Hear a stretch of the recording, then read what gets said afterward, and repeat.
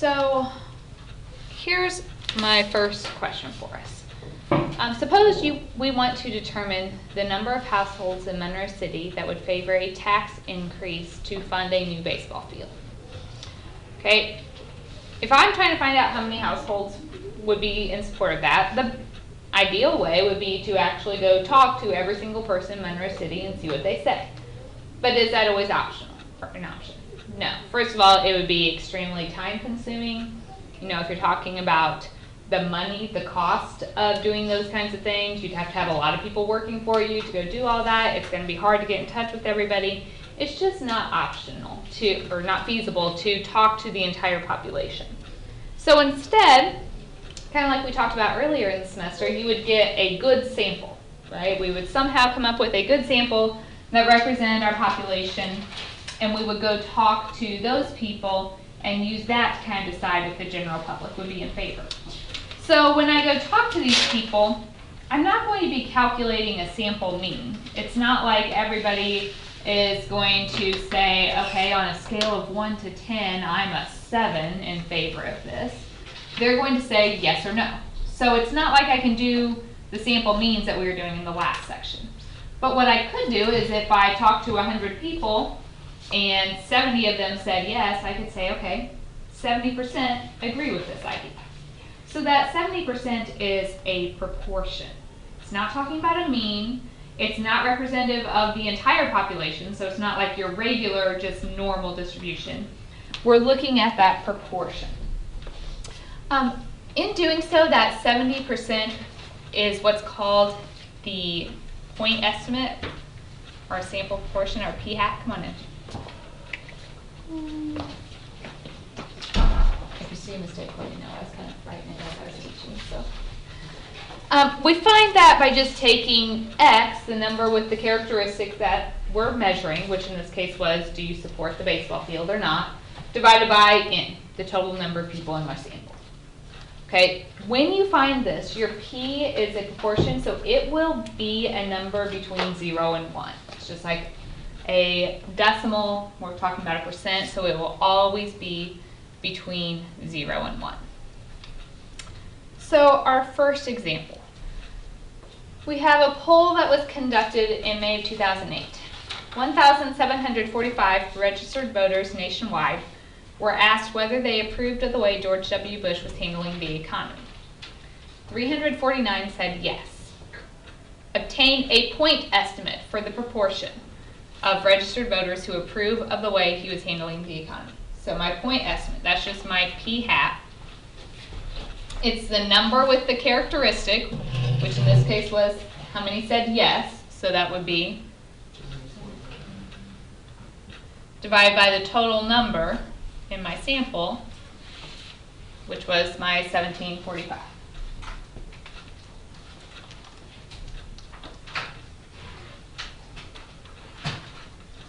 So we get 0.2.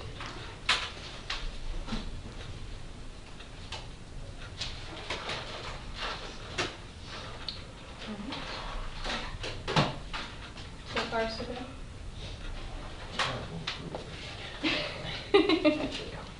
Yeah, not real great. Okay, now here comes the next thing. If I'm trying to find any kinds of probabilities, I want to be able to use my normal distribution, but either then I have to know that the original data was normally distributed, or we have to have some way of deciding that it's normal.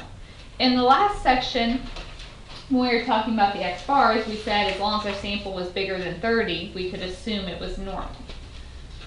The next slide is just kind of giving you a scenario. According to a poll, 42% of the registered voters believe the president should be impeached. And then I gave you graphs that showed if my sample size was 10 versus when my sample was 50, or a sample of 100. As my sample size gets bigger, what's happening to my graph? It's getting more narrow. It's less spread out. We can see the original one is really kind of skewed to the right. By the time I get to the end, that skewness has kind of disappeared. It's more bell-shaped. And isn't that what we saw with the sample means? As our sample got bigger, it was less spread out, standard deviation was getting smaller, and the data looked more normal.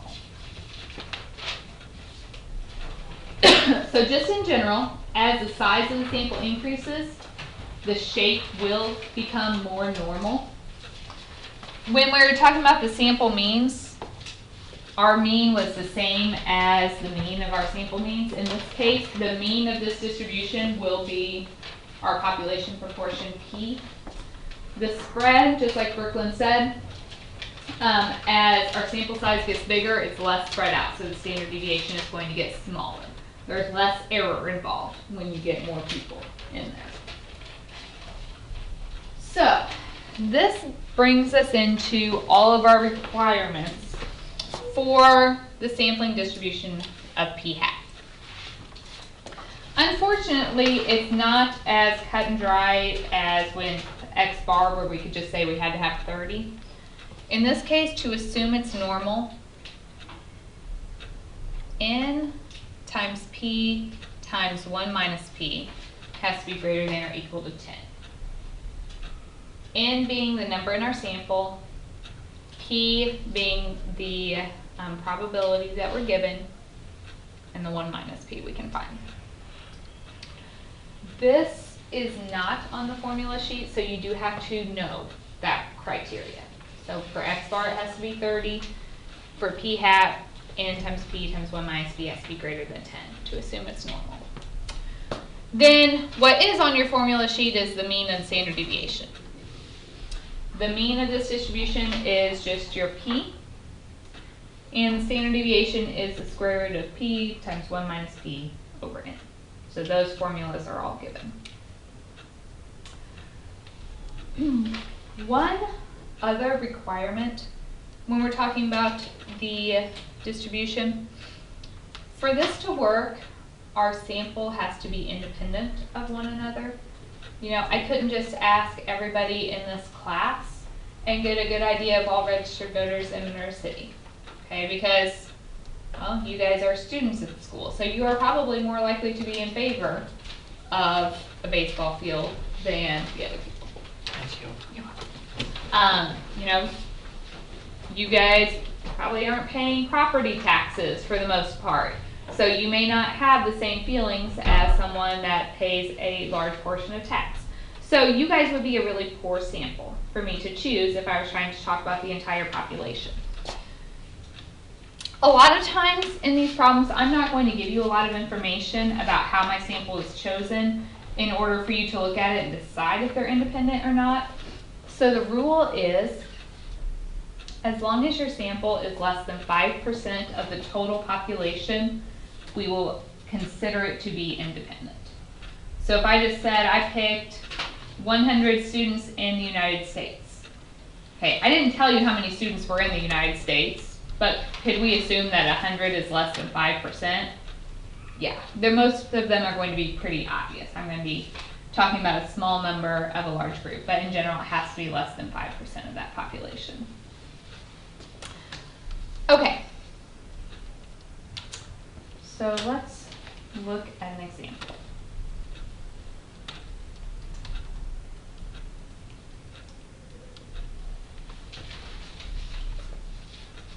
So according to a poll, 42% of registered voters believe the president should be impeached.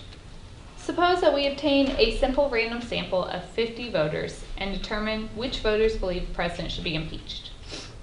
Describe the sampling distribution of the sample proportion. So we have some questions on our homework that asked us to describe the sampling distribution of the sample mean. And that was when we had to state if it was normal, give the mean and standard deviation.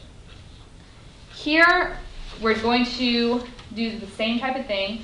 There are two criteria that have to be met for us to be able to use this. The first criteria, my sample has to be less than 5% of the entire population.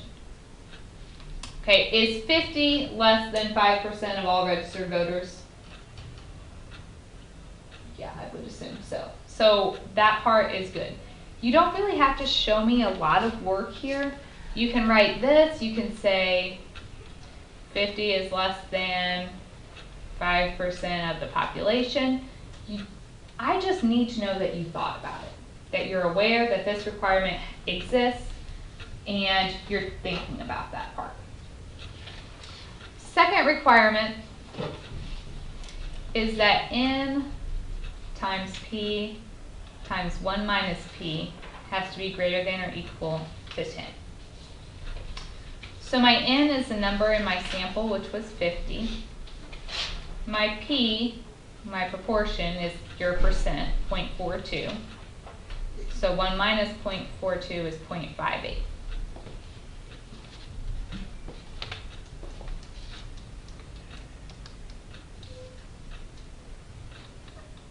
And that gives me a 12.18. So those two things being satisfied, that is what allows me to say this is going to be approximately normal. So then I can do all the other stuff that I need to do. So I do expect to see, I expect you to mention that in some way so I know that you're thinking about it. So then the other pieces to describing our sampling distribution, we need the mean for p hat and standard deviation for p hat. These are on your formula sheet. Your mean for p hat is just the p, which is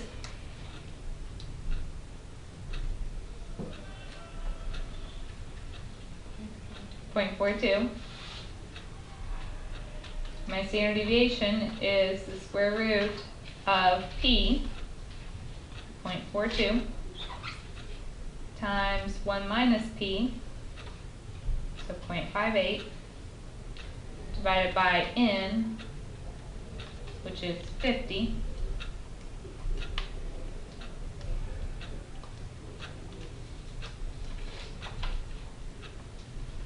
yeah, 0.0697,997. So in general, just like with the other, I do try to leave a few more decimal places here, just to help prevent some rounding error later on. Just make sure you're writing down what you're using, so if you do have a slightly different answer due to that rounding, I know where it came from.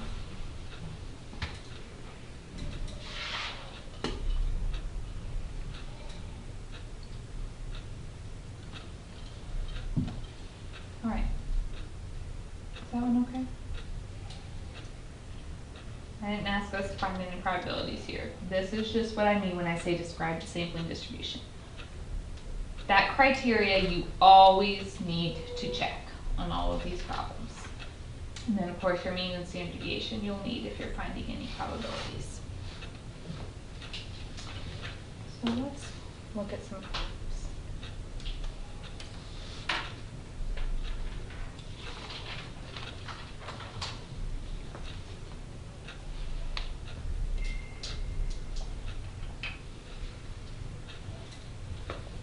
So this tells me, according to the Centers for Disease Control and Prevention, 18.8% of school-aged children ages 6 to 11 years were overweight in 2004. So part A. In a random sample of 90 school-aged children, what's the probability that at least 19% are overweight? So if I need to work this out, we do have to check a few things. Before we can do anything, we have to know that we can treat this like a normal distribution. So we need to check that the criteria are met. So our criteria, first thing, our sample has to be less than 5% of the population. Okay, so if I look at that, my sample was 90, And if I'm talking about all school-age children, is that less than 5% of the entire population? Yeah. Again, I'm not requiring you to show me a lot of work there, just mentioning it so I know that you thought about it. All right, second requirement, what do I need to know? What's the second thing we have to check?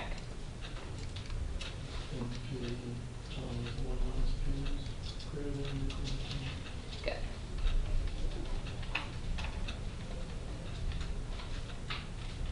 So my N, my number of students, was 90.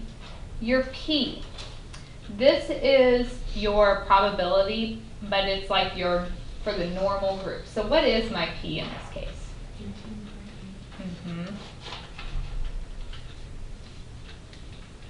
So we have to change it to decimal form, so 0.188. And then if you do 1 minus 0.188, 1 minus P is 0.812. So if I multiply that, you get 13.73904. So that's greater than 10, so that's both requirements are met, which means we can assume it is normal and we can go ahead with what we need to do. All right. So I am asking you to find the probability that at least 19% are overweight. So let's talk about notation. If I were finding the probability that, you know, just for one particular person, I might say something like find the probability that a given child weighs X amount, in which case your variable here is just X. If I took a group and I said, okay, I want the probability that my sample mean is above this amount, you'll hear me say, or you'll see sample mean or means in the problem, so that's when you use X bar.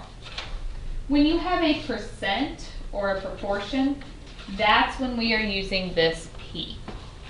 So we are finding the probability that the sample proportion, at least, so that means that much or more, so greater than or equal to 0.19. Now, just like every other problem, if we want to look it up on the normal table, we need a Z value instead of the P. So we have to convert this. If we are going to convert it, we need the mean and standard deviation for that P value. So if you're looking at your formula sheet, the mean of P hat is just the P, the proportion given in the problem, which is 0.188. Does everybody see that? Know where I got that number? The standard deviation is the square root of P times 1 minus P over N. What's my N here? 90, because that's my sample size. Okay.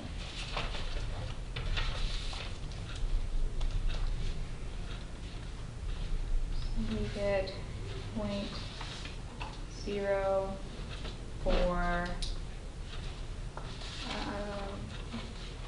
11847 approximately, depending on how many decimals you leave.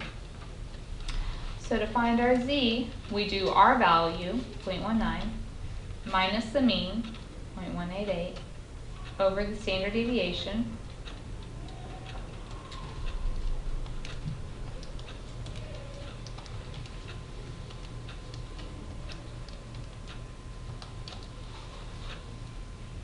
Z, we always need 2 decimal places, so we get 0.05.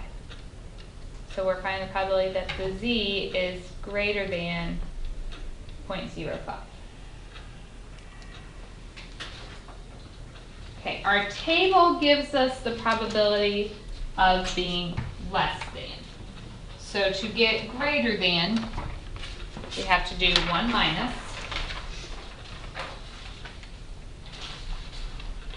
Okay, so if you go down to 0.05, that's 0.5199.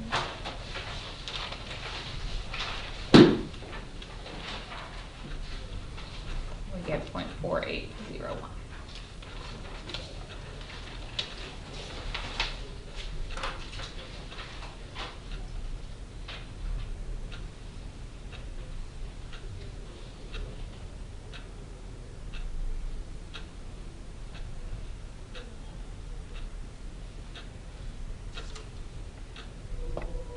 Is that okay with everybody?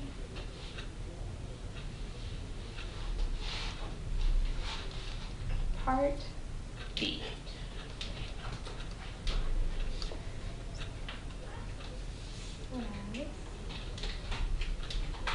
Suppose a random sample of 90 school-age children results in 24 overweight children.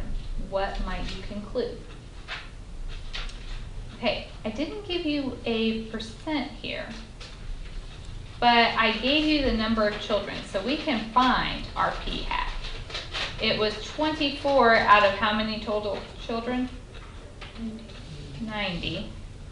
So our sample proportion is 0.266 repeating. So that's my p-hat. Okay, keep in mind, the average is 18.8%. So is this high or low? That's high. So if I'm trying to find out if it's unusual, you know, it's somewhere up here. It's above average. If I find the probability that you're below that, that's not really going to tell me anything. If I really want to know if this is odd, we need to find the probability that you are bigger than that amount. So let's do the probability that our p-hat is above this value.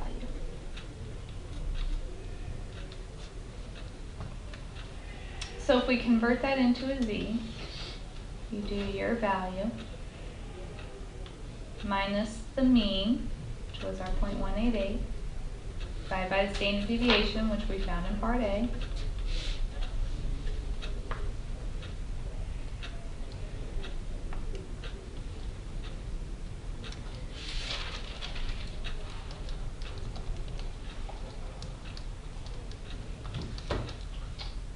And we get 1.9. So that means I'm looking for the probability that z is above 1.91. So greater than, we do 1 minus, we go down to 1.9, over to 1. And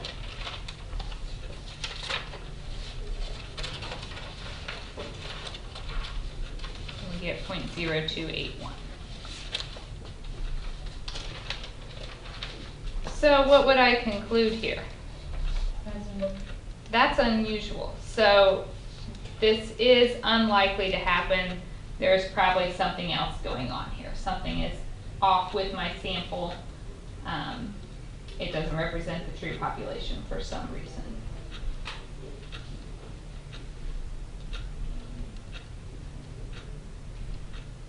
Is that okay?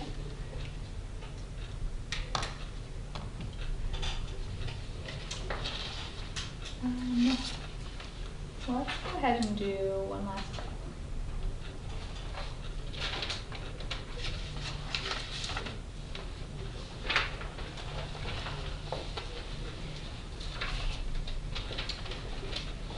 So, according to the National Center for Health Statistics, 15% of all Americans have hearing trouble. In a random sample of 120 Americans, what is the probability that at most 12% have hearing trouble? So first of all, what do I want you to do on every one of these problems? Yep, make sure that we meet the criteria. Because nowhere in this problem have I said it's normal. So we do need to make sure that's satisfied. So is 120 less than 5% of the population? Yep, that's good. Okay, second one, n times p times 1 minus p greater than or equal to 10. So my n, we have 120. Our probability is 0.15 here. 1 minus p is 0.85.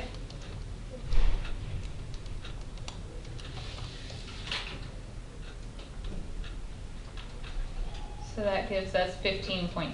So those criteria are met, so we can assume it is normal. So then we can go about the rest of the problem. So part A, I want the probability. When you see we're talking about those percents, that's your clue. We're talking about the sample proportion. At most means no more than this. So our P is less than or equal to the 0.12. All right, so everybody with me there? Okay, how do you get your mean and standard deviation for this? Yeah, look at your formula sheet if you've forgotten. So our mean is just the P, which was what in this problem? Standard deviation is the square root of P times 1 minus P over N, and my N was 120. All right, everybody calculate that for me.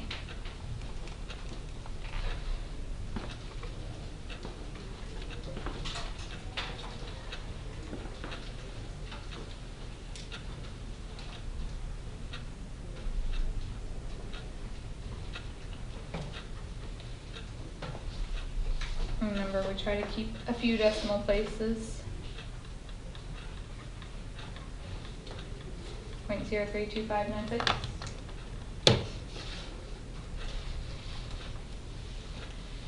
So now what do we have to do? So Z is our value, 0.12, minus the mean, 0.15, divided by the standard deviation.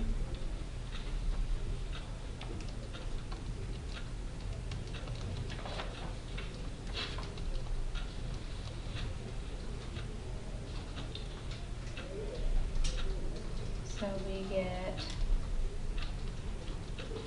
negative 0.92.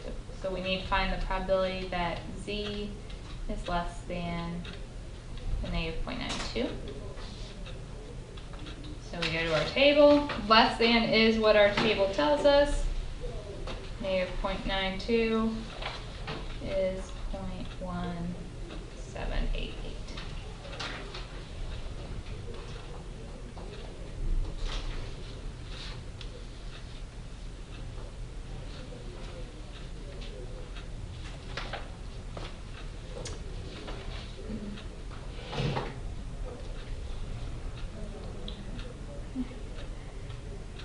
So B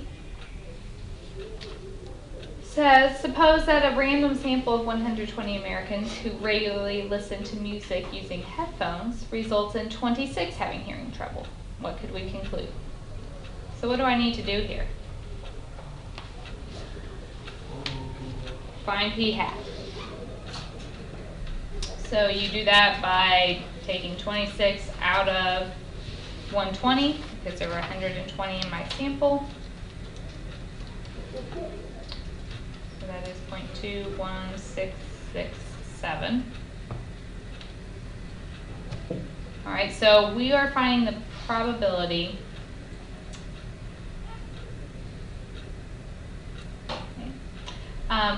This is, remember, our mean here was just 0.15. So this is above average. So again, if I'm trying to decide if that's unusual, I really need to figure out what the probability is of being above that number. So change it to a Z. So your value minus the mean divided by standard deviation.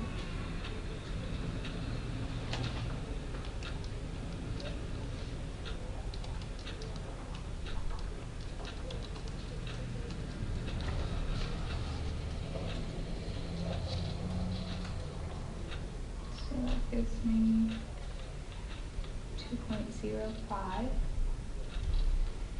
So we need to find the probability that Z is greater than 2.05. So 1 minus for greater than, and 2.05 is 0.9798.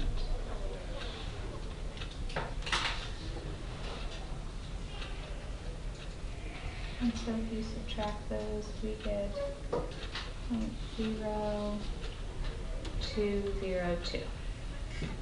So what would we conclude here? It's unusual.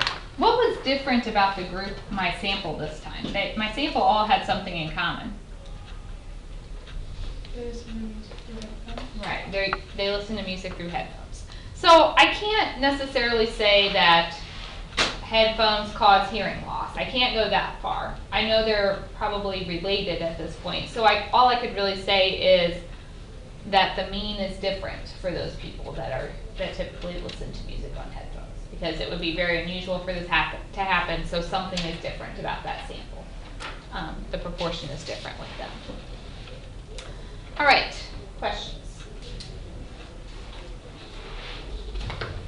So this is the end of section 8.2. I'm going to go ahead and give you the homework. You've got time to get some done right now. Tomorrow